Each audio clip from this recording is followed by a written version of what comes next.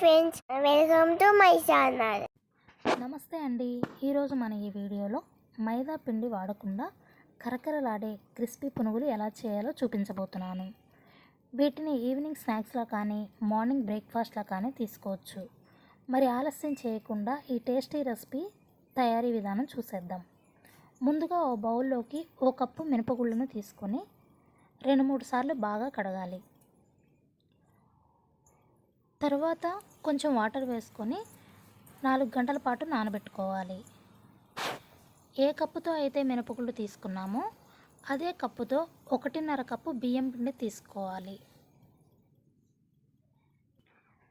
దీనిలోని కొంచెం కొంచెంగా వాటర్ వేసుకొని ఇక్కడ చూపిస్తున్న విధంగా కలుపుకోండి. పిండి మరీ లూజ్గా కాకుండా ఇలా కలుపుకొని మూత పెట్టేసుకొని ఒక 3 గంటల పాటు పక్కన పెట్టేసుకోండి. మరో బౌల్లోకి ఒక అరకప్పు వరకు ఇడ్లీ రవ్వను తీసుకొని వాటర్ వేసి నానబెట్టుకోండి.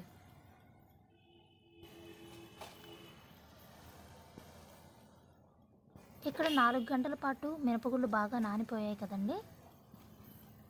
చూడండి, మినపగుళ్ళు నానిపోయిన తర్వాత వీటిని ఒక మిక్సీ జార్లోకి తీసుకొని కొంచెం కొంచెంగా వాటర్ వేసుకొని మెత్తని పేస్ట్ లాగా చేసేసుకోండి. దీన్ని ఒక గిన్నెలోకి తీసేసుకొని ముందుగా నానబెట్టి పక్కన పెట్టుకున్న బియ్యం పిండిని వేసేసుకోండి. అలాగే నానబెట్టి పక్కన పెట్టుకున్న ఇడ్లీ రవ్వను కూడా వాటర్ లేకుండా ఇలా బాగా పిండి వేసేసుకోండి. వాటర్ లేకుండా ఇలా రవ్వని బాగా పిండేసుకొని వేసుకున్న తర్వాత మొత్తం ఇలా మిక్స్ చేసేసుకోండి. కన్సిస్టెన్సీ ఇలా రావాలండి. ఇలా వచ్చిన తర్వాత మూత పెట్టేసుకొని ఒక 8 గంటల పాటు పులియబెట్టుకోండి. 8 గంటల తర్వాత చూసారు కదండి, పిండి ఇలా పులిసిపోయింది. దీనిని బాగా కలిపేసుకొని కన్సిస్టెన్సీ ఇలా ఉండాలండి. ఇలా లేకపోతే కొంచెం వాటర్ వేసుకోండి.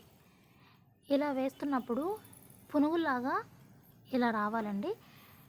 ఆ తర్వాత దీనిలోకి రుచికి సరిపడా సాల్ట్ వేసి కలిపేసుకోండి. దీనిలోనే ఒక మీడియం సైజు ఉల్లిపాయని చిన్న చిన్న ముక్కలుగా కట్ చేసుకొని వేసేసుకోండి. స్టవ్ వెలిగించి స్టవ్ మీద కడాయి పెట్టుకొని ఆయిల్ వేసుకొని ఆయిల్ బాగా వేడైన తర్వాత ఇలా చిన్న చిన్న పునుగులాగా వేసేసుకోండి.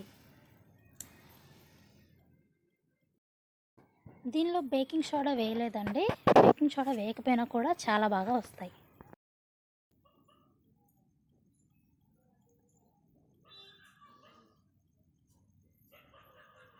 ఇలా చిన్న చిన్న పునుగుల్లాగా వేసేసుకున్న తర్వాత ఇక్కడ చూపిస్తున్న విధంగా కలర్ చేంజ్ అయిన తర్వాత వీటిని తీసుకొని ఒక బౌల్లోకి వేసేసుకోండి. చూసారు కదండి, పైన క్రిస్పీగా లోపల సాఫ్ట్గా పునుగులు ఎంత బాగా వచ్చాయో. వీటిని అల్లం చట్నీతో కానీ పల్లీ చట్నీతో కానీ తింటే చాలా బాగుంటాయండి. ఒకసారి మీరు కూడా ట్రై చేయండి. Thank you for watching.